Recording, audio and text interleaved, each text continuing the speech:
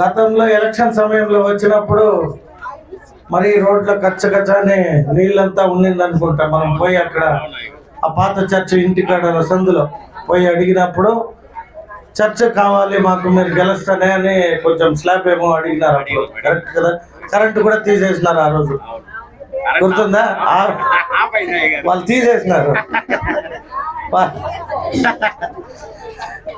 So current లేకపోయినా మీ కోరిక ఆ రోజు ఇక్కడికి వచ్చిపోయినప్పటి నుండి ఈ రోడ్ వేయాలని ఉండింది.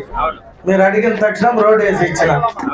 ఇప్పుడు మీ కోరిక చర్చికి షీట్ వేసి ఇస్తే అట్లీస్ట్ స్లాబ్ వేస్తే చాలా సంతోషము, కానప్పుడు అట్లీస్ట్ షీట్ అన్న వేస్తే ఆ పాత దానికి గౌరవం. ఖచ్చితంగా మార్చిలో మీకు ఆ షీటు దానికి కావాల్సింది నేను ఏర్పాటు చేస్తాను.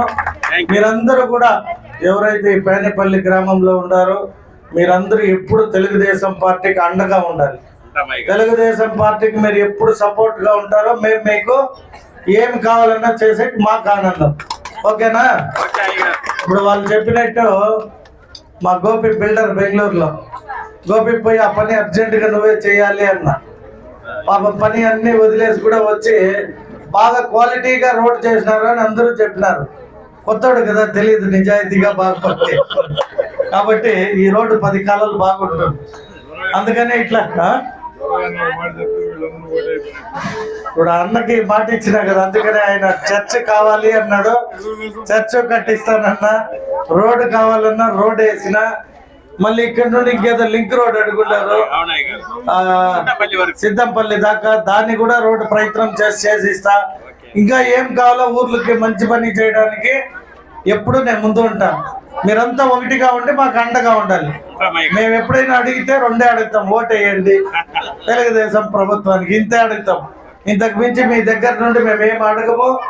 మీరు ఇవ్వాల్సిన గౌరవం ఓటు, మేము చేయాల్సిన పని రోడ్డు, లైటు, నీళ్లు, మీరు అడిగిన చర్చు, ఇంకా ఏమన్నా అడిగినా కూడా స్టెప్ బై స్టెప్ నేను ఎమ్మెల్యేగా చేస్తా. కానీ మన ప్రీతమ ముఖ్యమంత్రి అడగకుండానే రోజు ఏదో ఒక మంచి పని చేస్తూనే ఉంటాడు. కరెంట్ ఛార్జీలు తగ్గిస్తున్నాడు. ఈ పండగ టైంలో ఊర్ల నుండి ఊర్లకు వచ్చే వారి కోసం అధిక బస్ ఛార్జీలు అంటే నిన్న ఒక్కరోజే దగ్గర 500 బస్సుల పైన రైట్. ప్రేక్షకులను అడిగుండాడు ఎవరిన ఎక్కి బస్సులో ఏమన్నా ఎక్స్ట్రా ఛార్జ్ అంటే వాడు ఛార్జ్ ఎక్స్ట్రా తీసుకున్నారు అన్నాడు. ఏమంటే బస్ సీజ్ చేయండి అన్నాడు. ఇట్లాంటి ఒక ముఖ్యమంత్రి ముఖ్యంగా మీ మహిళలకి మీరు అడిగినవన్నీ ఇచ్చినాడు. గ్యాస్ సిలిండర్ వచ్చిందా? ఉచిత బస్సు ప్రయాణము, బస్సు ఫ్రీనా? అలాగే రైతుల కోసము రైతులకు కూడా 2 సార్లు డబ్బులు వచ్చింది కదా, 3వ విడత డబ్బులు వస్తుంది. అలాగే అన్ని రకాలుగా మీకు ముఖ్యమంత్రి గారు కూడా మీకు అండగా ఉన్నారు. కాబట్టి తల్లికి వందనం అన్నిటికంటే పెద్దది. ఆ డబ్బు నుండి ఇంకెన్ని రోడ్లు వేసి ఉండొచ్చో. మేమంతా అడిగినాం అసెంబ్లీలో, సార్ మాకు రోడ్డుకి డబ్బులు ఇవ్వండి, ఎక్కడికి పోయినా రోడ్లు అడుగుతున్నారు అని. అది కూడా చేద్దాం. ఇది కూడా మాట ఇచ్చినాం కాబట్టి తల్లికి వందనం, మా తల్లులకి అందరికీ డబ్బులు ఇవ్వాలి అని చెప్పి మా యువ నాయకుడు నారా లోకేష్ గారు మీకు ఆ మంచి పని చేశాడు. కాబట్టి ఎప్పుడు కూడా తెలుగుదేశం ప్రభుత్వం అభివృద్ధి అభివృద్ధి అభివృద్ధి. చాలామంది నాకు చెప్తూ ఉంటారు, సార్ గడిచిన గతంలో కొందరు ఎమ్మెల్యేలు ఎప్పుడు వస్తారు ఎప్పుడు పోతారో, వాళ్ళు ఉండారో లేదో కూడా తెలియదు సార్, మీరు రోజు ఒక ఊరు తిరుగుతూ ఉంటారే. అదే తెలుగుదేశం ప్రభుత్వం. పని చేస్తేనే తెలుగుదేశం ఎమ్మెల్యే తెలుగుదేశం అని మాట్లాడతారు, వేరే ఎమ్మెల్యేలను మాట్లాడరు కదా. చూడు మా అన్న ఎంత బాగా కష్టపడి ఒకప్పుడు ఇదంతా వేపంజార్లో నేను మంచి పేరు తెచ్చుకున్నాడు. ఇప్పుడు కూడా ఇంత వయసు అయినా కూడా కష్టపడి తిరుగుతూ ఉంటాడు, అన్ని పనులు చేస్తాడు. వీళ్ళంతా తయారు ఎక్కడైంది? తెలుగుదేశం ప్రభుత్వంకి వచ్చి మనం ఏమైనా చేస్తే మాకు గౌరవం అని మా తండ్రి గారు గురజాల చెన్నకేశవ నాయుడు గుడిపాల మండలంలో కోలా ఊర్లో జన్మించాడు.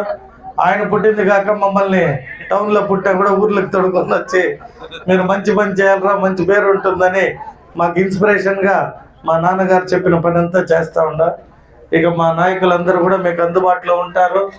రాబోయే ఎన్నికల్లో ఖచ్చితంగా తెలుగుదేశానికి 1 సైడ్గా మీరు ఓట్లేసి మద్దతు తెలిపితే ఇప్పుడు ఎంత అభివృద్ధి జరిగిందో అంతకు డబుల్గా చేసేకి మా నాయకులు నేను ఎప్పుడు మీతో కూడా ఉంటానని తెలియజేసుకుంటూ